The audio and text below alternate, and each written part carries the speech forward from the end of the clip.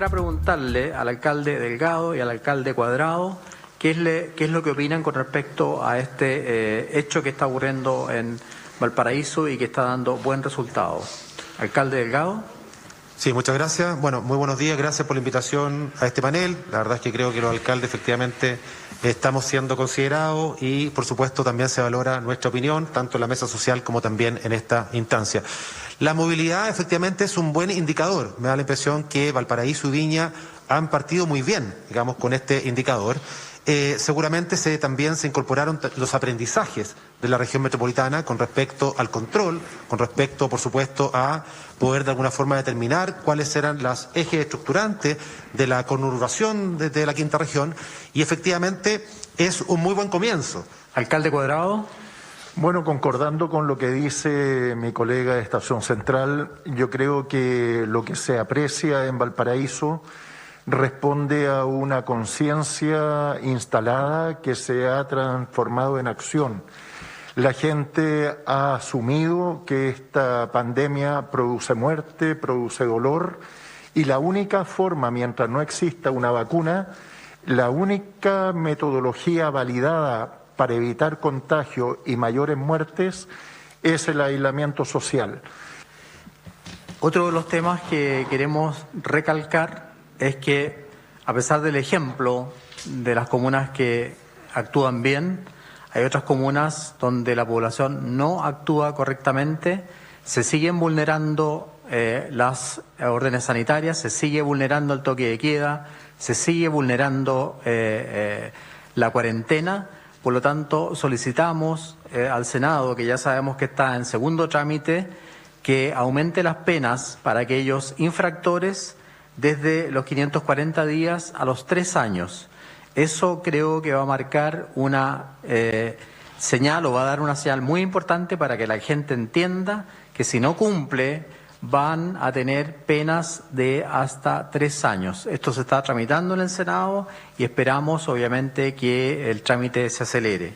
En cuanto a la situación en nuestro país, durante las últimas 24 horas se registraron 5.143 casos, de los cuales 4.660 son personas sintomáticas. Esto llega a un acumulado de 179.436 personas contagiadas. En cuanto a la cantidad de fallecidos, el día de ayer se registraron 39 fallecidos. Hay que recordar que esta baja se produce por un efecto del servicio del registro civil, por lo tanto esta cifra va a aumentar en los próximos días, compensando este tema del fin de semana, que registra un menor número de cifras, acumulando 3.362. Fíjate, Juli, que a pesar de que son autoridades las que están hablando ahí, a mí me da la sensación de que es un panel, comillas, más ciudadano, instalado de manera más relajada, si tú quieres, conversando un poco las cifras, haciendo las bajadas de las mismas, y también, que creo que en el fondo lo más importante, es incorporando a la mesa social.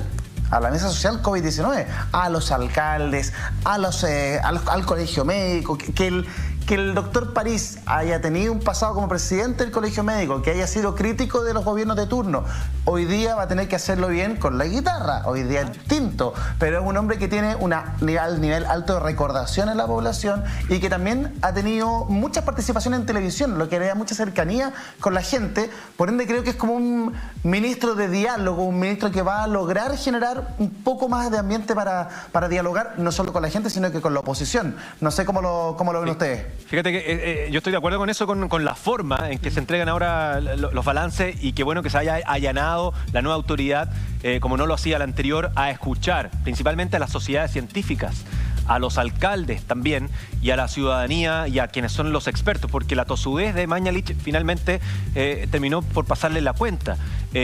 Ahora, si esa forma no va acompañada de un fondo, de un cambio de estrategia para salir todos adelante de esta pandemia, básicamente va a ser un cambio de estudio, de televisión. Pero entiendo que hay voluntades para cambiar esa estrategia. Ya anunció que la cuarentena en Santiago va a durar hasta fin de mes.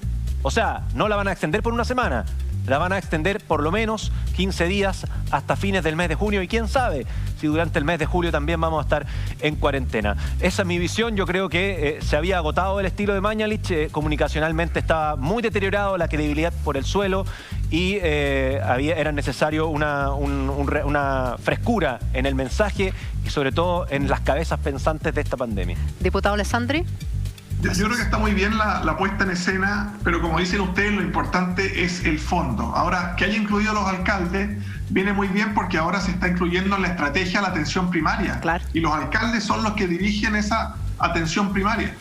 Mañalich a todas luces se sacó un 7 en una parte de esta de esta pelea contra la pandemia.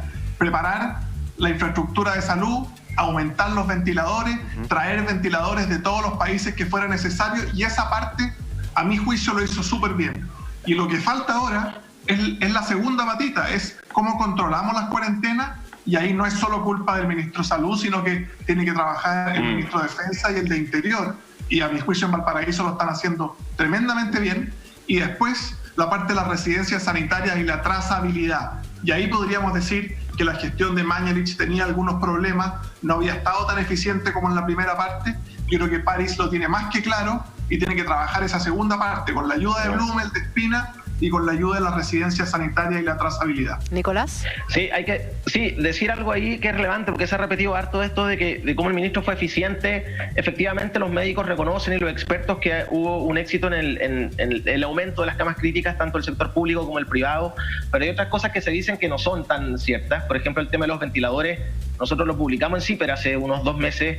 El ministerio compró recién en marzo una buena cantidad de ventiladores, cientos de ventiladores, pero muy tarde, y eso redundó en que esos ventiladores no pudieran llegar a Chile. Ahí tuvo que salir la CPC, que son los empresarios, a comprar en China ellos los ventiladores. Publicamos otro reportaje que daba cuenta cómo el presidente de la CPC nos contaba que tuvo que salir a comprar en el mercado negro con maletines de plata en efectivo ventiladores porque no habían disponible. Entonces eso no fue tan así, no hubo tan buena preparación. Y lo otro que dicen los expertos, no nosotros, digamos, no somos periodistas, nosotros no expertos en salud, pero todos los expertos científicos y médicos nos han dicho que el punto clave, que es lo que le dijeron al ministro Mañalich desde el principio, y no se los escuchó, es que la clave no eran solo los ventiladores, claro, que acá lo importante era controlar el aumento en los contagios.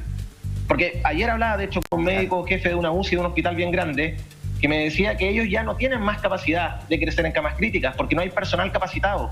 Para operar los ventiladores mecánicos necesitas doctores que tengan una muy buena capacitación. Si lo hacen mal, pueden llegar a matar a un paciente. No hay más capacidad de crecer en camas críticas.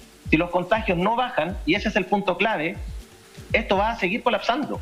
Y ahí hubo un problema grave, que de hecho lo que nos dicen en La Moneda es que también era parte de la evaluación que se hizo el ministro Mañalich, que equivocó la hipótesis y el diagnóstico inicial que hizo con este tema de la inmunidad de rebaño. Entonces, no hizo una trazabilidad importante desde el principio. Nosotros hace 3 semanas, publicamos en CIPER un reportaje que daba cuenta que solamente habían 80 personas trazando casos en la región metropolitana, 80. Que diariamente quedaban más de 11.000 personas que eran contacto de casos positivos sin contactar. Ahí se hizo un cambio y se multiplicó por 10 esa capacidad. Se contrataron 800 trabajadores para hacer trazabilidad, pero se empezó a hacer muy tarde, cuando los contagios y la pandemia había estallado, claro, en la región metropolitana. Bueno, entonces, es el mismo exministro que lo reconoce, Nico. Claro. El mismo exministro lo reconoce y dice que se dejó seducir por modelo. Me imagino que se refería a esta inmunidad de rebaño, claro, que finalmente demostraron todo lo contrario. Exactamente. Nicolás, te queremos agradecer esta presencia hoy día en el programa. La verdad es que el aporte que hace CIPER al país es gigantesco, y tenerte con nosotros hoy día es un lujo para poder entender muchísimo más todo esto. Si usted quiere aportar en CIPER, periodismo independiente, ¿verdad? CIPERchile.cl, ahí están todos los reportajes, y además puede hacer un aporte económico para que este periodismo se mantenga. Un abrazo, Nicolás, y un abrazo a toda la gente de CIPER. Que estén bien. Un abrazo, gracias. Perdón la calidad de la cámara, pero bueno, es lo que hay. No, está bien, está bien. No.